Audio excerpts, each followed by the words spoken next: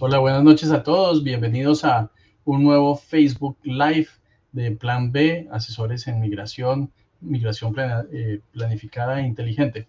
Saludos a las personas que nos están viendo en la grabación, también a las personas que están viendo la grabación eh, y a nuestros clientes en Colombia, en México y en otras partes de América Latina que nos están viendo. Bueno, el día de hoy lo que vamos a hacer es básicamente darles una actualización de qué es lo que ha pasado con los trámites de la nacionalidad portuguesa por origen sefardí y también vamos a darles algunas informaciones acerca de cómo responder a los diferentes requerimientos que empieza a hacer la ASIL. O sea, la ASIL hace mucho tiempo que viene haciendo requerimientos, pero vamos a empezar a mirar aquí un poco cuáles son y cuál es como la manera más frecuente de responderlos. Bueno, entonces en este live básicamente vamos a mirar un poco el tema de las novedades, vamos a mirar los requerimientos de la SIL. Los requerimientos de la SIL generalmente son de dos tipos, de asuntos formales y de temas genealógicos. Vamos a hacer unas preguntas y respuestas. Ya saben que las personas que están mirando esto por Facebook o por YouTube pueden mandarnos comentarios siempre que acepten que StreamYard los maneje y los podemos, cuando ustedes hagan el comentario, lo vamos a poder ver desde acá. Bueno, vamos mirando poco a poco las preguntas, va entrando más gente a la sala y vamos a entrar. Entonces ya vamos a entrar un poco en las novedades. Entonces, ¿qué les queríamos contar? La SIL, la comunidad israelita de Lisboa, durante un tiempo estuvo bastante parada, digamos lo que fue como septiembre, octubre, la actividad que ellos tenían era mínima y la gente estaba un poco preocupada de que esa actividad fuera a causa de que no iban a seguir trabajando, pero como les expliqué en su momento, seguramente se estaban organizando, estaban descansando un poco de la locura de los últimos meses antes de que se cerrara, y ya ha vuelto a tomar el ritmo. Estamos viendo que tiene un ritmo bastante acelerado, o sea, están moviendo los casos, sobre todo están pidiendo donativos. O sea, lo que más vemos es que están muy eficientes para pedir los donativos, más eficientes que para expedir los certificados. En cuanto a los donativos, hay una cosa que es en general, no hay un orden aparente, o sea, uno no sabe en qué orden están ellos resolviendo los casos, pero más o menos los últimos donativos que pagué el día de hoy, estamos hablando de los expedientes en 95,000. Mi impresión es que avanzan más o menos como de a 1,000 expedientes por semana están avanzando en la pedida de los donativos. Ojalá avanzaran tan rápido en otorgar los certificados, pero también vemos que justamente por ese crecimiento y por tener como más personas en el equipo, no hay una homogeneidad de criterios. Lo vamos a ver después cuando estemos hablando cuando entremos a la parte de los detalles, vamos a darnos cuenta de que hay mucha diferencia en los criterios, entonces a veces piden una cosa, a veces piden la otra cosa, y vamos a darles algunos ejemplos de lo que están. Siguen en algo que habíamos hablado la vez pasada, y es que están exigentes. Entonces, yo creo que están queriendo pasar porque son demasiado diligentes y están tomando todas las precauciones debidas para que no haya fraude en el proceso, y por esto mismo, digamos, por esta diligencia a veces pueden ser un poco estrictos y también, digamos, vamos a decir, un poco molestos en sus requerimientos. Hemos tenido requerimientos que me dicen, pero bueno, ya se lo he respondido 3 veces, ¿por qué me sigue preguntando lo mismo? Pero bueno, digamos que en general el mensaje que les doy a todos, tengan paciencia, los procesos están andando lentamente. Acuérdense que son muchos procesos, acuérdense que estas entidades pues no es que estuvieran acostumbradas a llevar tantos procesos al tiempo, pero todo parece estar andando a los tiempos normales. También lo otro es que el IRN afortunadamente va muy lento. Las noticias que se tienen es que se recibieron 300,000 expedientes, de los cuales la mayoría son de nacionalidad por origen sefardita. Son los expedientes que están trabajándose en este momento en el IRN, en las oficinas, en las relatorías, y esa cantidad de expedientes haga que estén colapsados. Ustedes se acuerdan que ellos tuvieron unas instrucciones, al principio unas instrucciones donde limitaban el número de oficinas que podían manejar los casos de origen sefardí. Después ampliaron para darle a muchas más oficinas esa capacidad, pero digamos que todavía están desbordados.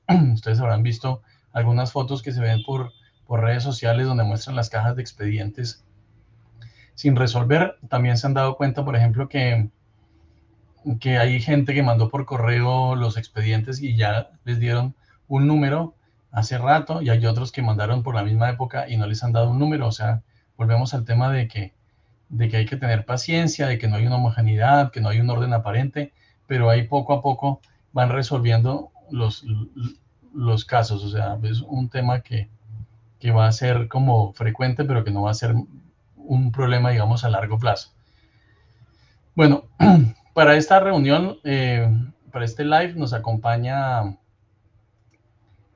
Jorge. Jorge, por favor, prenda su micrófono. Jorge Gómez, algunos que están que son nuestros clientes lo conocen. Jorge, bienvenido a este live. Gracias, doctor. Buenas noches y buenas noches a todos los que nos acompañan en este live.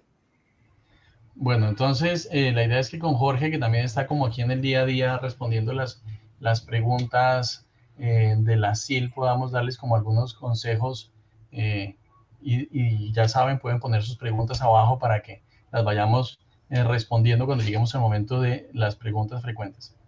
Entonces, ¿qué vemos? Digamos, hay una parte en los requerimientos formales. Acuérdense que el proceso de la SIL tiene una primera etapa que es el preanálisis, que es donde ellos sencillamente miran que las solicitudes estén armadas de una manera que a ellos les parezca convincente, pues que cumpla con los requisitos. Y después viene una parte del análisis donde ya se enfocan en la genealogía. Entonces vamos a hablar primero de los requerimientos que hacen el preanálisis.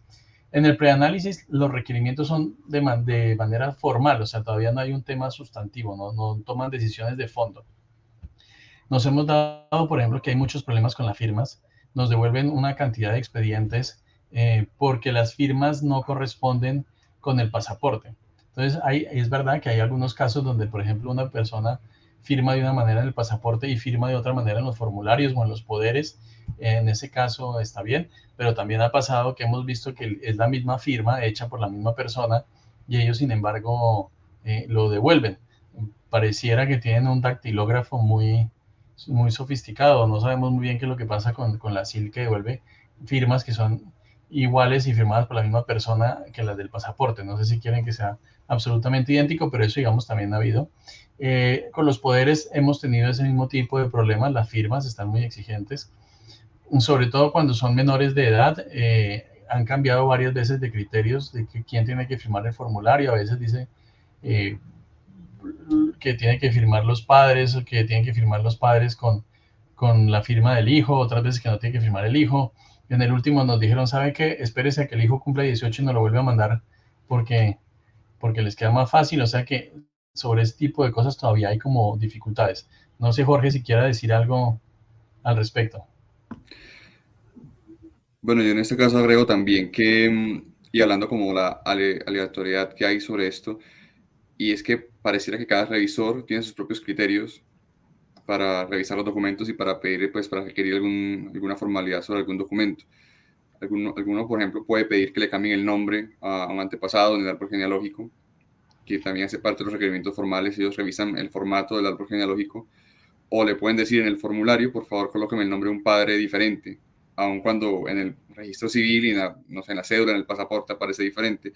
Y esto no hay como un criterio, entonces lo mismo, pues como Jorge, acogerse a... desarrolle un poco esa idea, porque justamente estábamos hablando de algo que nos pasó hoy, donde son 4 hermanos y a cada uno le piden que ponga un apellido, un nombre distinto al papá, a la mamá. Sí, voy a poner mi nombre de ejemplo, ¿sí? Bueno, 4 hermanos con el mismo padre, obviamente, el mismo nombre del padre, sí, en ningún momento cambió, pero un revisor le dice a un caso, pues a uno de ellos le dice, bueno, su padre póngalo como Jorge Gómez de Molina, ¿sí? El otro le dice, no, póngale el Molina primero, Molina Gómez, ¿cierto? El otro le dice, no, póngale Gómez, Jorge Gómez, pero Gómez con S. Eh, Esto por dar un ejemplo. Esto obviamente lo que deja en evidencia es que cada proceso, a pesar de que es un grupo familiar, pues cada proceso fue revisado por una persona diferente y cada una puso su propio criterio de cómo debir el nombre en este formulario. Y bueno, esa es como la señal que podemos encontrar, la huella que encontramos de que cada proceso está con un revisor distinto y de que cada revisor a criterio revisa pues este proceso y requiere lo que él considera. Entonces, en este caso, no hay como un norte, ¿sí? Como decir, bueno, este es como el procedimiento y así está escrito, no, sino que tenemos que acogernos a lo que el revisor diga. Obviamente que nosotros también debemos corregir al revisor, ¿sí? Hay cosas que ellos pueden no saber, entonces nosotros lo enteramos. Entonces, en este caso, yo le puedo decir, listo, yo voy a colocar el nombre de mi padre, ¿cierto? Jorge Gómez con S, como usted me dijo, pero mire, por favor, fíjese que en el pasaporte aparece con Z. Entonces, de manera, digamos, muy amable, ¿cierto? Le comunica a uno el revisor lo que está sucediendo, que él está pidiendo algo diferente y que a los hermanos le pidieron el nombre del papá diferente, ¿sí? Es como enterar al Sí, revisor de esto. pasa mucho con las mujeres casadas. Las señoras anteriormente, cuando estaban casadas, cambiaban su nombre al de casadas. Entonces, pues, se podría llamar eh, Perendeja Ramírez de Bonilla o Bonilla de Ramírez, y su nombre de soltera era otro. Entonces ha habido muchos problemas con eso porque hay veces que quieren que sea el nombre como aparece en el registro civil y otras veces quieren que sea el nombre como aparece en el pasaporte. Lo importante es de todas maneras que se les responde, digamos, a ellos como lo solicitan, y esto no debería afectar el fondo del proceso. De pronto se va a demorar un poquito más por estar respondiendo ese tipo de solicitudes, pero no deberíamos tener, digamos, mayores dificultades. O sea, no es algo que vaya a impedir que el proceso de nacionalidad avance, y sencillamente pues hay que ocuparse de responderlo y de responderlo de una manera que ellos estén satisfechos. ¿Alguna otra comentario sobre este tema de los temas formales? No, doctor, pues básicamente eso, e insistir en enterar al revisor, porque nos damos cuenta que tanto el revisor, y ahorita vamos a hablar de los que revisan los casos genealógicos, no están enterados de algunas cosas. Entonces, es dar a enterar sí, al dar por enterado a quien nos está revisando el caso de este tipo de situaciones. Perfecto, entonces vamos a entrar ya, digamos, al tema de los requerimientos genealógicos. La primera pregunta que uno se hace, porque es quién debe responder ese requerimiento. Entonces va a decir, por ejemplo, en los casos que son nuestros clientes, que nosotros hicimos la genealogía, pues el cliente no tiene ningún problema, nosotros hicimos la genealogía y respondemos. Sin embargo, todos los días nos contacta gente que tuvo otro genealogista o que inició el proceso con otra persona o que lo inició directamente. Entonces acuérdense que la parte genealógica muchas veces estaba amarrada a la parte, digamos, de solicitud, pero en la mayoría de los casos alguien hacía la genealogía y otra persona radicaba, o directamente la persona mandaba a radicar. Entonces la pregunta es, ¿quién debe responder? Entonces nosotros siempre le decimos esto a los clientes y pues a la gente que nos llama a preguntar. Lo ideal es que responda el requerimiento del genealogista. ¿Por qué? Porque él fue el que hizo el informe, él es el que sabe cómo estructuró su línea y es el que sabe qué fuentes usó y cómo las puede sustentar. Digamos que de alguna manera debería dar la garantía de que su informe está hecho. Sin embargo, lo que nos hemos dado cuenta es que en la práctica esto no sucede. En la práctica, muchos genealogistas sencillamente dicen, yo ya le entregué mi informe, consígase usted la información que le haga falta, si le contestan o muchas veces no le contestan. O por ejemplo hay otras firmas que sencillamente dejan de contestar y nunca más le informan a su cliente en qué va el caso y no saben ellos en qué va. Entonces, digamos, para ese tipo de casos nosotros estamos cogiéndolos, pero siempre les decimos, lo ideal sería que lo respondiera su genealogista porque nosotros tendríamos que volver a hacer toda la línea, volver a estudiar y mirar cómo se puede hacer. De hecho, digamos, Jorge, que ha tenido como experiencia en estos casos, nos va a hablar un poco más en detalle sobre esta situación. Sí, doctor, bueno, hablando de eso y yendo por puntos, pues volvemos a lo mismo de los criterios que le decíamos ahorita a los revisores. Bueno, esto empezó, digamos, con la aparente mayor solicitud de requisitos, ¿cierto? Genealógicos por parte de la SIL. eh, la gente siente que están pidiendo más ahora y yo considero que tienen razón y les comento pues un caso muy puntual. Mi propio proceso, pues yo cometí un error muy sencillo, pues tuve un lapsus ahí y le cambié el apellido a un antepasado, ¿sí? En vez de poner Vélez, puse Escobar. El revisor puede que no se haya dado cuenta o se dio cuenta, pero no me dijo nada, ¿sí? Porque era un error mínimo, es como que, bueno, se sobreentiende que era Vélez, o sea, queda muy claro eso. Hoy en día no, hoy en día digamos, ese pequeño error lo van a hacer notar. Esto no es malo, por supuesto, no es necesariamente malo, sino que es para que ustedes tengan una idea de que si pues lo que aparentemente es una mayor demanda requerimientos por parte de la SIC, pues realmente es algo real, ¿sí? Lo podemos digamos, percibir. ¿Por qué sucede esto? Bueno, pues yo considero personalmente que ellos buscan curarse en salud y buscan demostrarle a quien quiera revisarlos en algún momento que ellos realmente han exigido más, ¿sí? Y que han puesto, digamos, un mayor empeño en emitir el certificado. Digamos que dar la opinión de que, o dar la imagen de que realmente este certificado, pues, es difícil de adquirir, ¿sí? O que por lo menos cumplió con unos requisitos. Jorge, quería que hablara un poco de lo que ha pasado con, por ejemplo, la solicitud de información adicional a las partidas de bautismo. O sea, normalmente la prueba reina de que una persona es la hija de otra, pues son las partidas de bautismo, pero ahora parece ser que eso no les es suficiente y están pidiendo más información cuando hay una partida de bautismo, porque uno entendería que si no hay una partida de bautismo, sino pruebas secundarias, pues pidan más información. ¿Usted cómo ve que estén pidiendo todos estos datos nuevos? Sí, anteriormente uno decía que la partida de bautismo es, y de hecho lo es, ¿cierto? La prueba reina, pues está el nombre ¿cierto? De la persona, sus antepasados, sus padres y abuelos aparecen ahí. Entonces, digamos que logramos demostrar ese vínculo, ¿sí? Ahora han ido un poco más allá y están pidiendo otras partidas. Por ejemplo, piden una partida de matrimonio o piden de pronto una referencia bibliográfica adicional. Esto pasa por varias cosas. Primero, pues lo veo de dos maneras. Por una parte lo veo como digamos, una respuesta lógica a todo lo que pasó, sí, y digamos, el revisor está en la obligación de exigir más, ¿cierto? De poner un obstáculo más, por así decirlo. Pero por otro lado, también vemos que el revisor está en todo su derecho y que es parte de un proceso sano, ¿cierto? Que es mirar, por ejemplo, no sé, por ejemplo, en una generación en específico, reforzar la información que se tiene de ese vínculo, por ejemplo, con la esposa, digámoslo así. Entonces, digamos, listo, este personaje ya me demostró, ¿cierto?, que esta persona desciende de este otro ¿cierto?, de esta otra pareja, pero yo quiero saber si los hijos de él realmente descienden de él con la esposa que me dicen, ¿cierto?, con la mujer que me dicen que concibió, pues, a estos hijos. Entonces, digamos, el revisor puede hacerse ese tipo de preguntas. Ahora, y vamos a lo de las partidas. Pasa que piden una partida de matrimonio que nosotros aquí sabemos que esa partida o no existe o el libro, digamos, no se encuentra en los recursos normales o fáciles de encontrar, ¿cierto? Entonces nosotros pensamos que lo que está haciendo el revisor es sacar nuestro proceso, ¿cierto? Como quien dice, ponernos un pare final al proceso. Y no funciona así. Yo tengo que analizar por qué el revisor me está pidiendo esa partida, bueno, basado en la línea, ¿sí? Basado en lo que yo le entregué, en lo que el genealogista le entregó, porque el revisor piensa o considera que hace falta una prueba adicional justo ahí en esa generación y en otra. Entonces, el revisor muy seguramente es un genealogista de, no sé, de Brasil, de Portugal, y él no conoce, digamos, de fondo cómo son nuestros registros aquí en Colombia, ¿sí? Dónde puedo conseguir una partida, qué iglesias, en qué año se fundó tal iglesia, ¿cierto? De qué año a qué año puedo conseguir yo partidas, si esos libros existen o no.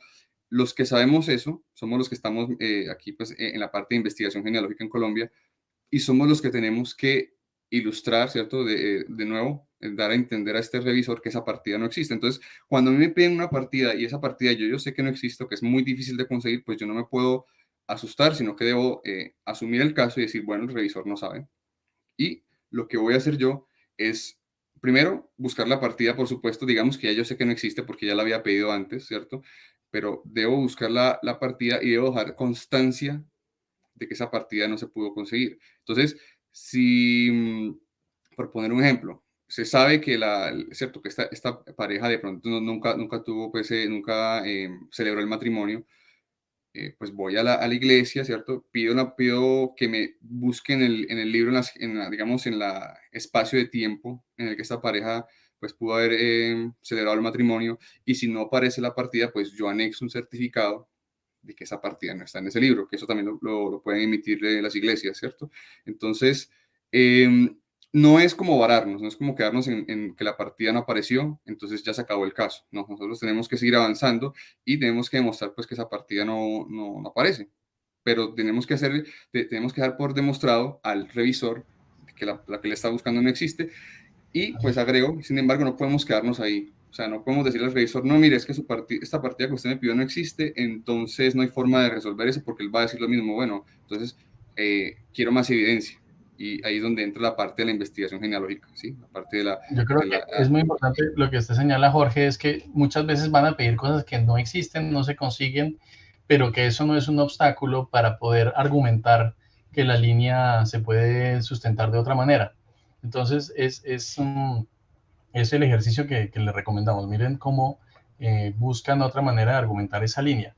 Y ahí va un tema que estábamos hablando ahorita que está ahí en la presentación, son los informes anexos. Casi que toca armar un informe donde se explique todo esto y que sea un informe que sea lo suficientemente sólido para que el examinador, digamos, tenga la tranquilidad de que la línea sí es la que uno mencionó.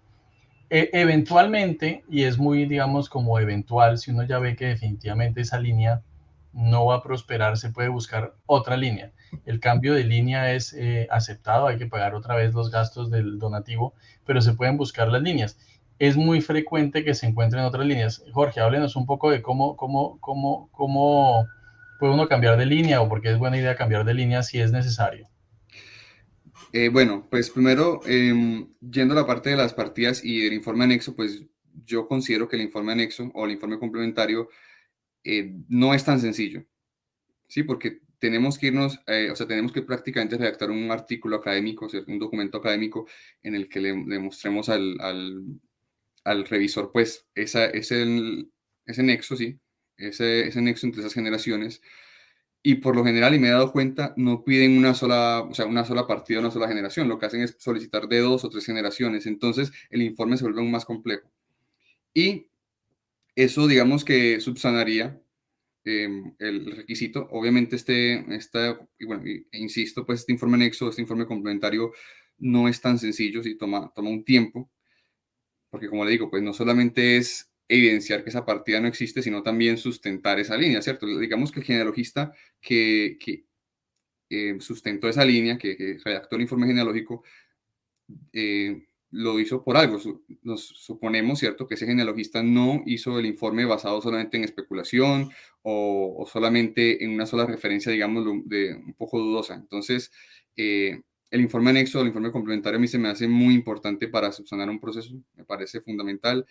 Y ya hablando del cambio de línea, pues puede darse por 2 situaciones. La primera es que desde un principio la línea que presentaron no era adecuada. Eso puede pasar, ¿sí? Digamos, el genealogista encontró una línea, la sustentó como él creyó, ¿sí? O bueno, digamos, no necesariamente incluso un genealogista, sabemos que también habían tramitadores en esto, y no sé, encontró una prueba por generación, pero digamos que la evidencia que sustentó en algunas de esas generaciones era bibliográfica y tal vez no era, digamos, de las más prestigiosas, ¿sí? Entonces, y después vamos a buscar documentación de esa línea y resulta que no hay nada.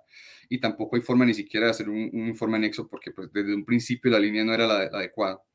Esa sería una forma, pues, o una de los escenarios en los que tenemos que cambiar de línea.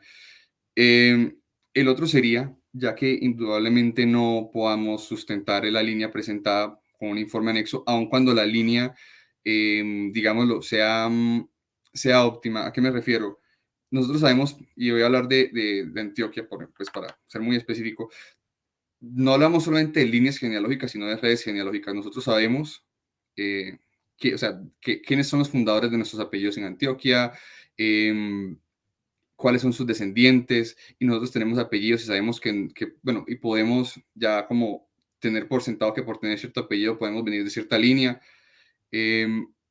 Entonces, en teoría, pues todo indica que uno desciende de cierta línea, pero al momento de sustentarlo, se vuelve complicado.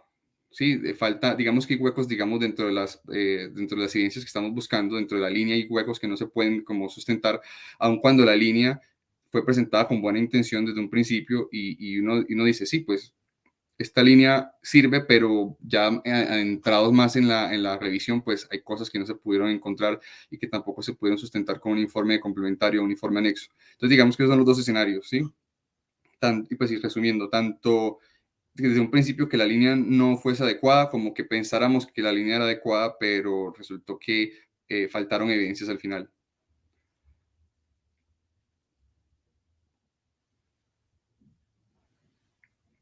Bueno, entonces digamos que en esos casos recomendamos eso. Si al final de presentar todo esto, el, examinador sigue poniendo dificultades, siempre queda un recurso que es pedir que otra persona examine la línea. Eso también se le puede pedir al ASIL, pero debe ser algo que se haga después de haber tratado de agotar la respuesta normal, porque muchas personas de pronto dicen, es que este examinador me la tiene montada a mí. Y como me la montó a mí, entonces pido que me hagan otro examinador. Eso es como el que no estudia para el examen y cree que la culpa es del profesor.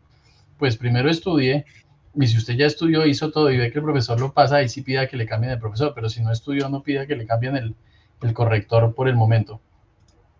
Bueno, yo creo que esto en lo que tiene que ver. Entonces, eso era como básicamente lo que les queríamos contar, un poco las noticias, en qué va el asunto, todo va andando despacio, se están respondiendo las cosas a tiempo, hasta el momento no hemos, por lo menos a nosotros no nos han negado ningún caso, pero vemos que sí están como muy exigentes. Avisos varios, o sea, los avisos varios. Nosotros, pues ustedes saben que estamos organizando un viaje a Portugal para las personas que quieran ir a invertir, que quieran irse a vivir con sus familias y que tengan, digamos, algún capital que quieran invertir allá. Este viaje, la verdad, por nuestra dificultad en organización, lo tuvimos listo apenas hasta diciembre y era el momento muy tarde para avisar a los clientes, entonces muchos clientes que querían ir nos dijeron que estaba un poco encima para el tema de reservar pasajes y planear un viaje a Europa, pues que siempre requiere mucha planificación.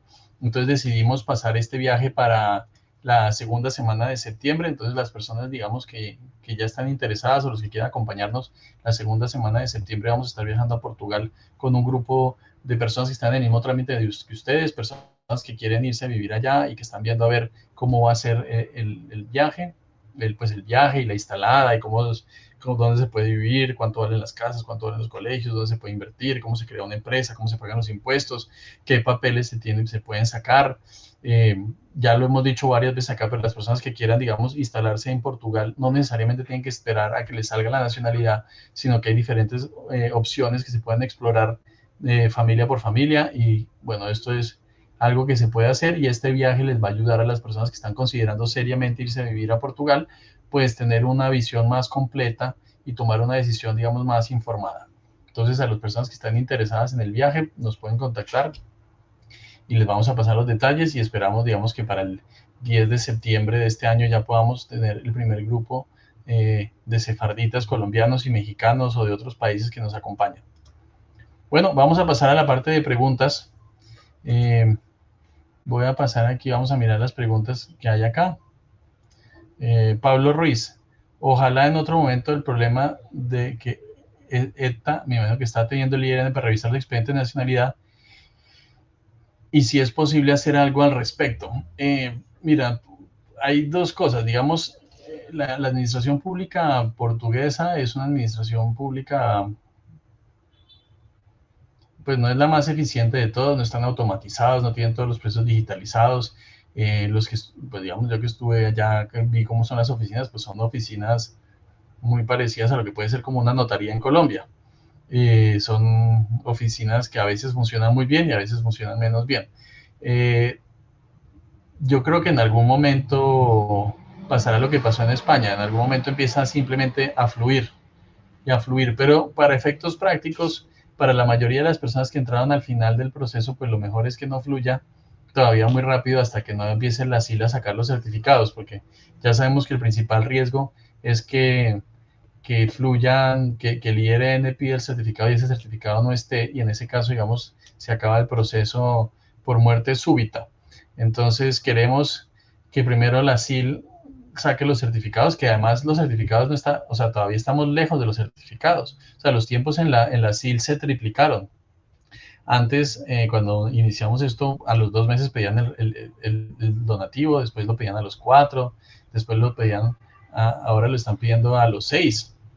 Entonces, digamos que puede ser que se demore en salir los informes de la SIL antes del tiempo. Entonces, una vez que se haya resuelto eso, pues se resolverá. Como ya dijimos, igual las personas que se quieran ir porque tengan algún interés particular en irse rápido, pues podemos explorar diferentes opciones para irse a Portugal. Y si en caso de que sea una urgencia, pues se puede pedir que la solicitud sea estudiada por urgencia, pero eso no se puede hacer hasta tener el certificado, porque si no, también es como hacerse el harakiri. Por favor, ¿me podrías enviar el link para entrar. No sé si ya estás viendo, no sé qué link está. Muy buen live. Ya, gracias, Jessica. Esperamos que con esta información les ayude a las personas que están haciendo este trámite y que tienen como muchas preguntas. ¿El ministerio ha avanzado en el estudio de los documentos radicados en julio del 2022? No, la verdad, antes, digamos, las bolitas, cuando iniciamos, mejor dicho, en marzo del año pasado, cuando empezó como el alboroto, ellos están demorando 8 meses en que la bolita avanzara de la bolita al siguiente. Ahora tenemos personas con 2 años esperando a que la bolita se mueva, o sea que el tema de que las miren las de julio del 2022 es bastante improbable. Ahora, pasa, nosotros nos ha pasado gente que uno ve que estaba en la cola y se adelanta 40.000 posiciones. O sea, que uno dice, bueno, ¿qué pasó aquí? Pues no sé, puede haber un caso excepcional que eso pase. Pero si ustedes, digamos, se los quiero, digamos, como decir a todos para que estén tranquilos, no se preocupen porque esto vaya lento, porque todo el mundo cree que va lento para ellos, o sea, como que es que el universo está en contra mía y no quiere que yo saque la nacionalidad y está yendo como a atacarme a mí y por eso el caso mío va lento. No, estos casos van lentos para muchas personas. Siempre pasa que hay de pronto una persona que va rápido y todo el mundo se entera y entonces todos los demás dicen, no, pues es que aquí tengo un problema, pero hay personas que tienen literalmente más suerte que otras. Como les dijimos al principio de la transmisión, no hay un orden consecutivo, no hay una secuencia, hay personas que les molestan por un tema, otras que no les molestan por el mismo tema, o sea, todo eso puede pasar.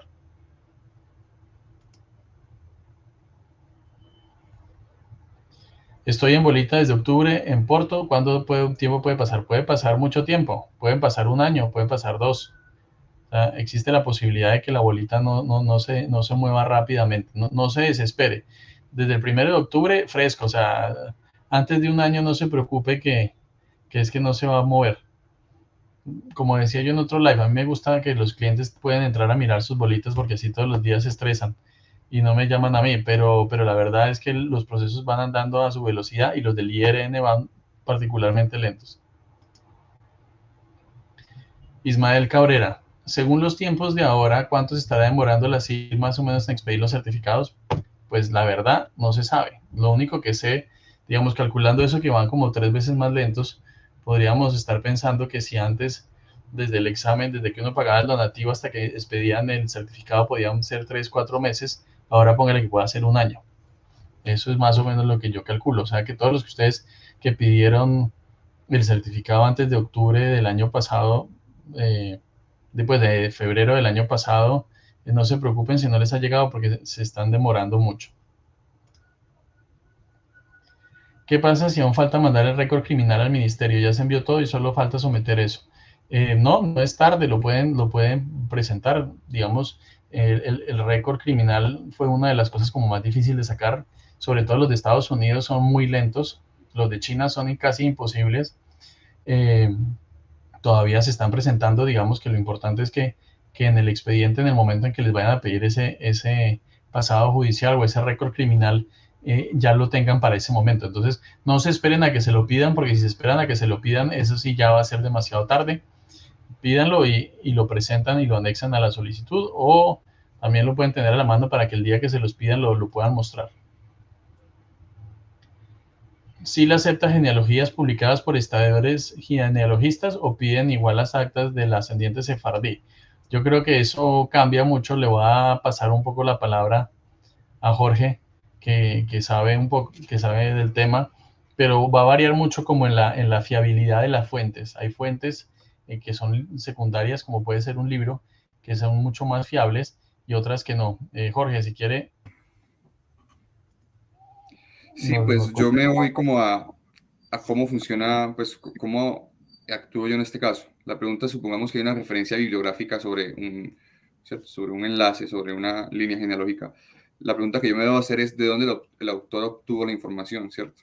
Y puede ser un libro reciente o un libro de hace 100 años, ¿cierto? La pregunta que nos debemos hacer es esa: ¿cómo el autor sabe que esa línea es verídica o no? Por lo general los autores nos dicen cómo, o nosotros podemos, si ya conocemos el tema, podemos intuir. Entonces decimos, bueno, tal línea, digamos, es típica de tal municipio, entonces allá están los libros de partida, ¿cierto? Yo me voy a esa fuente primaria y verifico que el autor tenía la razón, ¿sí? Existen también referencias bibliográficas en las que, bueno, o autores, ¿cierto? Que no mencionan, digamos, y digamos que nosotros tampoco podemos intuir de dónde sacó la información, y son libros más informales, digámoslo así, ¿sí? Menos académicos. No es que no sean válidos, pero no podemos presentarlos por sí mismos, o sea, por sí mismos no son una evidencia. Entonces, debemos verificar otras maneras, ¿cierto? Encontrar otras maneras de verificar esa línea. Y siento que es y lo expreso pues así, muy parecido a lo que pasa con Family Search, con esta plataforma que muchos usamos y que muchos que somos aficionados al tema también, que nos encanta, pues estamos ahí todo el tiempo actualizándola, hablando con otras personas. Hay mucha información verídica en esta plataforma, pero hay otra que no. Sí, hay otra que de pronto alguien la puso como para dejar registro de una posible línea, como que bueno, voy a dejarla aquí y después la verifico. Entonces llega otra persona y la encuentra y piensa que esa línea es verídica. Pues no, porque en Family Search no hay, digamos, curadores propios de la plataforma. Sí pasaba en otras plataformas que habían curadores propios que verificaban las líneas y pues eliminaban las que no, pero aquí la misma comunidad es la que hace esta curaduría. Entonces la misma comunidad elimina líneas, vuelve y pone otras, pues uno se puede dar cuenta de eso muy fácilmente. Entonces, tanto estas referencias bibliográficas, digámoslo así, menos académicas como Family Search, son algo que nosotros debemos entrar a verificar con información primaria o con bibliografía, digamos, ampliamente reconocida. Incluso esta bibliografía ampliamente reconocida, por lo general, tiene uno que otro error, ¿sí? Que nace de la buena intención del autor inicialmente. Y por eso lo que siempre hacemos con una generación es apoyarnos con varias evidencias, ¿sí? Entonces no es dejar como una sola línea, pues una sola generación sola, con una sola evidencia, sino apoyarnos con varias, para que el revisor quede convencido de que realmente esa generación es real. Eso va un poco en la pregunta que hace Jessica Ruiz, ¿cómo son las formas de sustentar esa una línea sin pruebas adicionales? Entonces, ya lo respondió usted antes, avanzar como tratar de encontrar todo el entorno que pueda ayudar a resolver eso, eventualmente cambiar de línea si el caso ya fuera muy grave de sustentar y no hubiera cómo sustentarlo. Sí, y Eh, pues yo agrego algo, qué pena, doctor, ahí, y es que yo no voy a sustentar algo que desde un principio no existía. O sea, si vamos a sustentar una generación, ¿cierto? Un enlace, es porque esa generación se sabe, ¿cierto? Hay pruebas de que existió, pero no hay, o sea, no hemos encontrado las suficientes evidencias o la evidencia en particular que nos está pidiendo el revisor de la SIL. Entonces ahí es donde yo voy a buscar otras formas de sustentar esa línea, pero no es que yo voy a sustentar una generación, un enlace que desde un principio no existía, porque pues primero no sería ético y segundo tampoco voy a encontrar la información y se va a caer el informe adicional por su propio peso. Entonces hay que entrar como a eso también. Bueno, ¿cuánto tiempo se está tardando la revisión por parte de la SIL? Mucho también. Se mueve más que el ministerio, pero se está tardando mucho, como ya que dijimos, puede ser 3 veces más de lo que se usaba. No se estresen, que va ligado a lo que dice Jessica, la superstición de algunos. El universo no quiere que yo saque la nacionalidad. Digamos que el universo tiene que resolver en qué orden sacan los 300.000 la nacionalidad. O sea, es un tema de que son muchas personas deseando lo mismo y entonces en ese caso, digamos, la asignación de recursos divinos va a ser distinta y, y ya no se preocupen, vuelvo y les digo, o sea, eso se está demorando, lo que se tiene que demorar.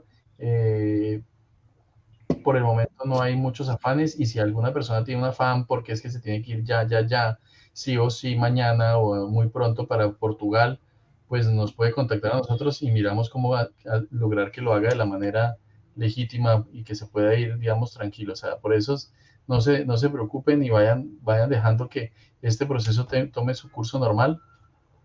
Y son años, o sea, estos son procesos de años, o sea, más o menos calculen 3, 4 años de aquí a que puedan tener un pasaporte en su mano. La preocupación está en el cambio de las políticas portuguesas acerca de otorgar las nacionalidades de origen sefardita. Muy buena pregunta, miren. Esa es una inquietud que se tiene en general. Yo soy uno de los primeros en señalar que existe esa inquietud. ¿Qué ha pasado? Nada.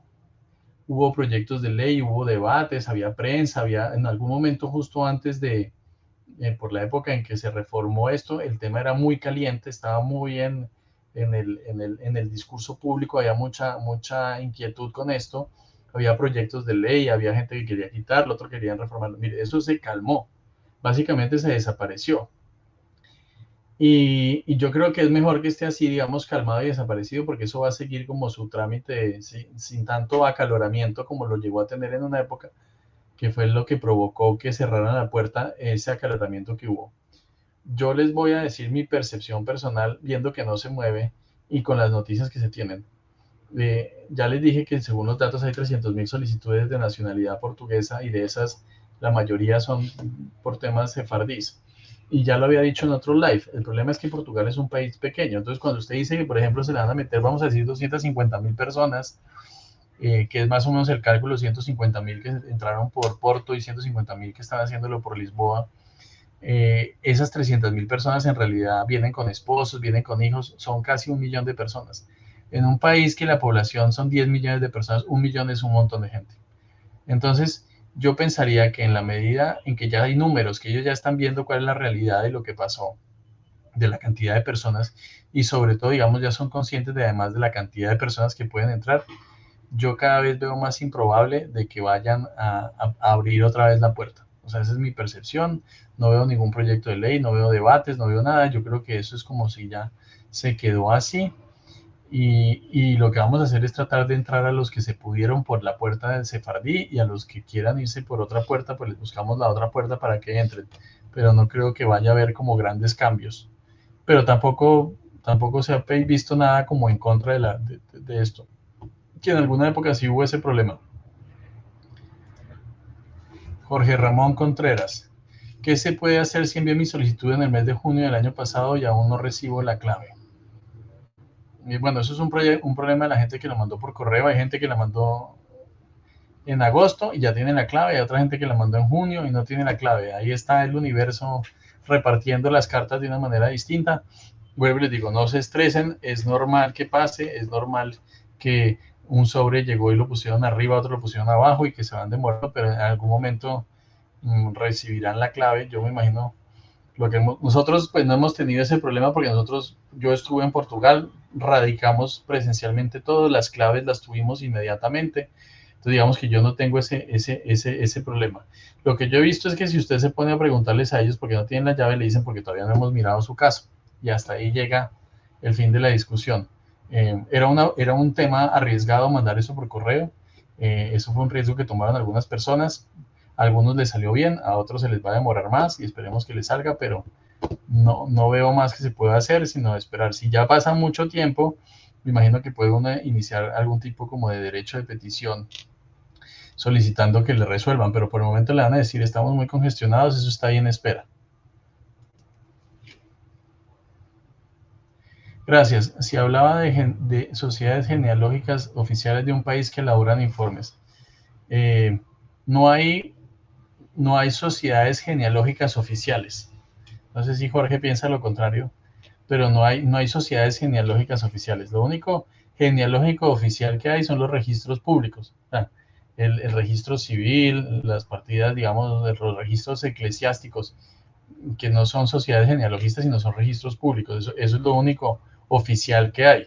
El resto son entidades que más o menos tienen trayectoria. Hay entidades que tienen muchos años estudiando ciertas líneas, hay otras que son nuevas, pero pusieron un nombre fancy para que las contrataran más y parecer que fueran más importantes de lo que son, pero no son autoridades, mejor dicho, no hay, el hecho de que una entidad en particular ponga un sello no le da un carácter oficial a esa genealogía ni la hace mejor que otra, ¿sí?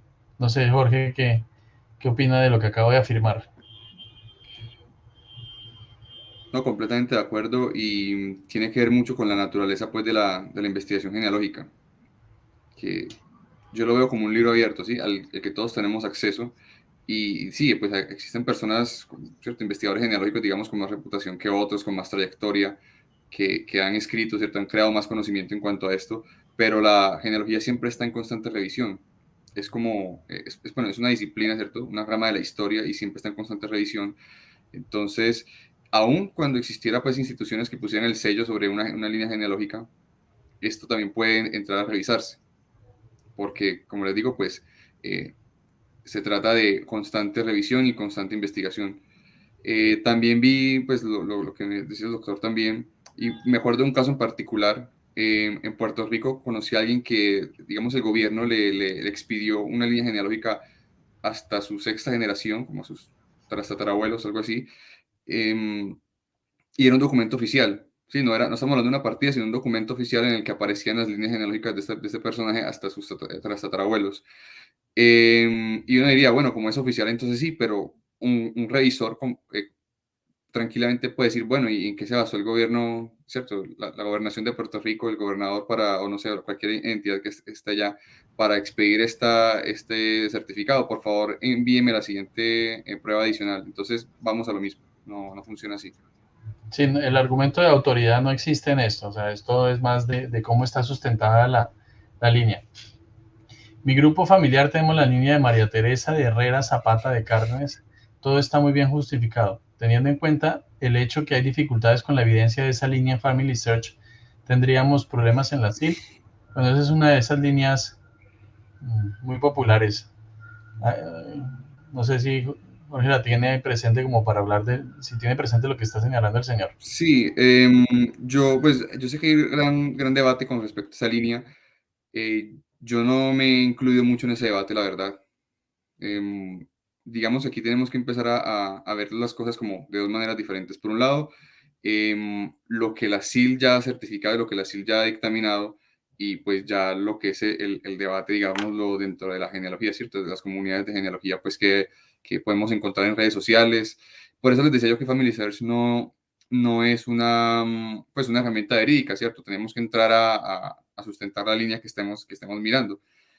Em, lo que yo puedo decir es que si uno tiene otra opción, de otra línea, ¿cierto? Pues tomar esa otra línea. Pues eso era lo que estábamos como practicando. Pero si alguien tiene la línea de María Teresa de Herrera, pues sí las he estado certificando. Em, ¿Qué más hay que agregar sobre eso? No mucho. Sí, no podemos como, digamos, no me voy a incluir en ese debate de si sí es real o no, y las evidencias a favor y en contra.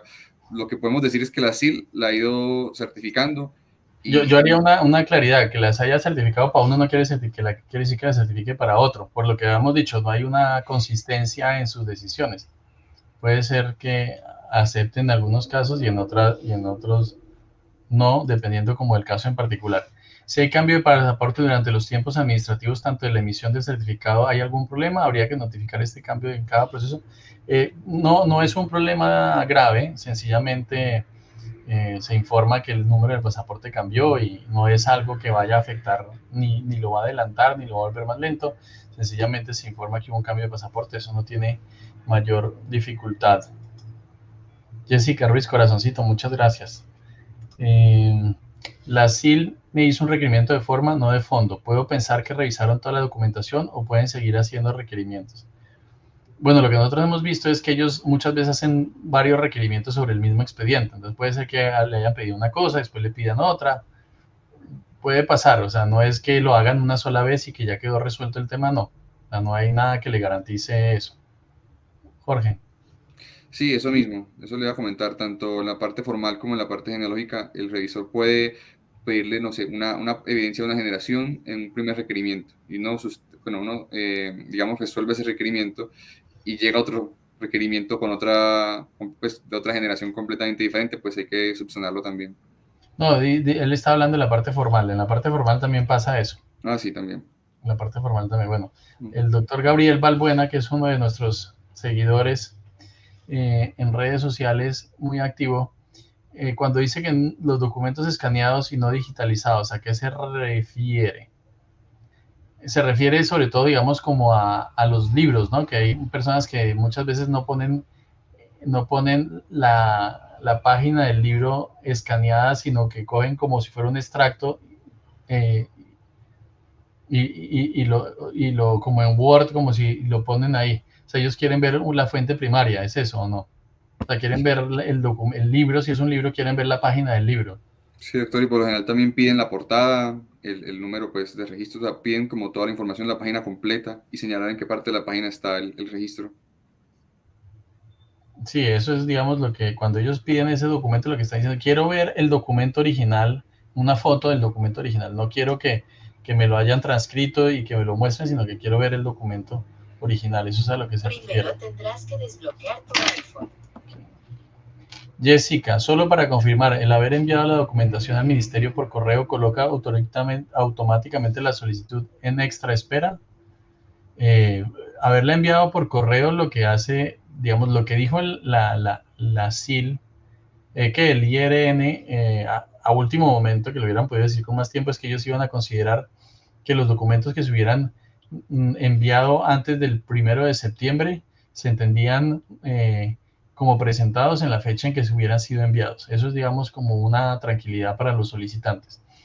La segunda es, pues, que haberlo enviado por correo, pues de pronto lo que hace es que lo pone en otra fila, en la fila de los correos. Entonces la fila de los correos puede que vaya más lenta, pero puede como igualmente que vaya más rápido. Eso puede pasar. Fede Sosa, muchas gracias, con mucho gusto. Esperamos que con esto les ayudemos a todos a resolver sus inquietudes. Nos quedan los últimos 4 minutos. ¿Qué tan cierto es que hace poco la SIL detectó unas partidas falsas de Pamplona a Santander de líneas que afectan a Venezuela y Colombia? Bueno, pues yo de eso no sé si usted, Jorge, ha visto algo al respecto. Yo la verdad no conocí ese caso en particular, pero pues digamos que es lo que uno se va a encontrar acá en este tipo de procesos y no va a faltar el que haga eso. Entonces, no estaría como de más pensar que tal vez sí pasó.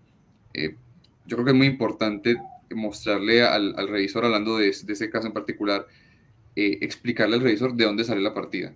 Yo sé que muchas veces las partidas dicen libro tal, ¿cierto? Folio tal, de la iglesia tal, pero creo que por eso es importante que el documento se explique.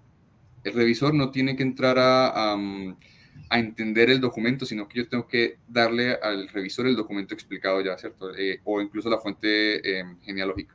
Eso también facilita mucho y da a entender como la buena fe que uno está colocando en el proceso y en su investigación, ¿cierto? Entonces me parece que como acorde dar esa aclaración también con respecto a ese caso. Jessica tiene muchas preguntas. Si uno tiene dos nombres, el nombre de la cédula de niñez, o sea, con el que le pusieron en la partida de bautismo, y el nombre de adulto de casada en Estados Unidos, ahora tiene un segundo nombre y otro apellido, porque así sale el récord criminal. Bueno, digamos, en todos esos casos de cambios de nombre o que tienen varios nombres, lo importante es que se sepa que es la misma persona, y eso es lo que usted tiene, digamos, que garantizar, ¿no? En Estados Unidos muchas veces las mujeres cuando se casan cogen el nombre de su esposo, y entonces de pronto el récord criminal sale con ese nombre. Hay veces que uno puede, incluso el récord criminal, yo he visto, digamos, el récord de la Florida, por ejemplo, le sale a uno con todos los nombres posibles. Yo tengo uno que dice, Álvaro Ramírez, nada, Álvaro Bonilla, nada, Álvaro Ramírez Bonilla tampoco, Álvaro Mauricio Ramírez Bonilla tampoco, o sea, como que cogen todas las variantes de los nombres. En Estados Unidos a nivel federal lo hacen con las huellas, porque con las huellas, digamos, tienen como la certeza de que es la misma persona y no tienen ese problema.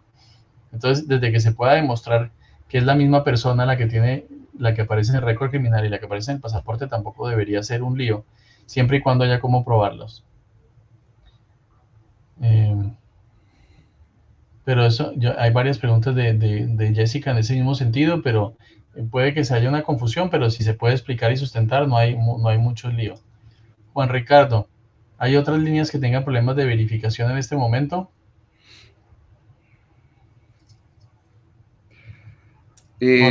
Bueno, yo respondo dos cosas. La primera es que sí conocemos como líneas, ¿cierto? Que no están aprobadas por la SIL, o que digamos que la SIL ha desistido de ellas, como los Gómez de Castro, la línea de Cardoso, ¿cierto?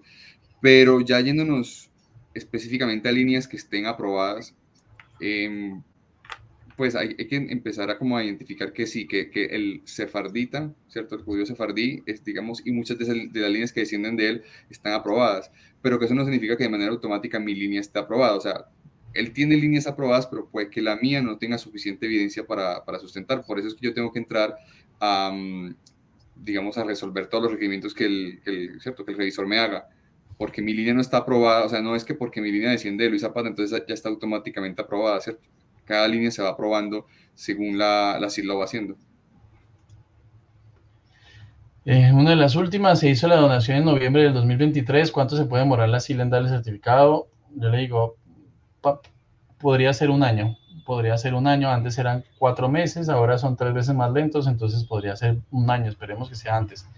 No hay como datos que permitan pensar que va a ser rápido. Entonces, digo, no se preocupen. Bueno, yo creo que ya vamos a cumplir minutos. Clemencia Echeverry, muchas gracias. Alejandro Moncada, muchas gracias.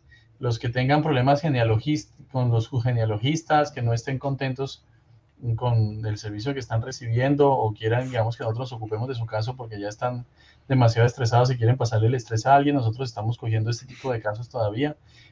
Miramos preliminarmente si podemos ver que el caso tiene un sustento y que lo podemos manejar, y si vemos que el caso se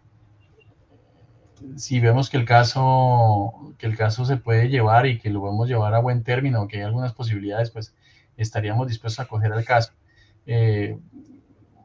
Por lo que dice Jessica, con gusto nos puedes contratar ahora, todavía no es tarde, sobre todo, digamos, para resolver preguntas. Hay mucha gente que lo hizo sola porque pensaba que era fácil y se ha dado cuenta que es más complicado y quiere contratar a un abogado. Con gusto les podemos coger ese caso y los podemos mirar. Bueno, gracias, muchas gracias por todo, Jessica, igual. Doctor Valbuena, gracias por las explicaciones, espero que hayamos servido para algo. Y con esto pues los dejamos. Jorge, muchas gracias. Y aquí están nuestros datos de contacto para las personas que necesiten que los ayudemos con estos asuntos y otros más. Que estén muy bien. Que estén muy bien, hasta luego.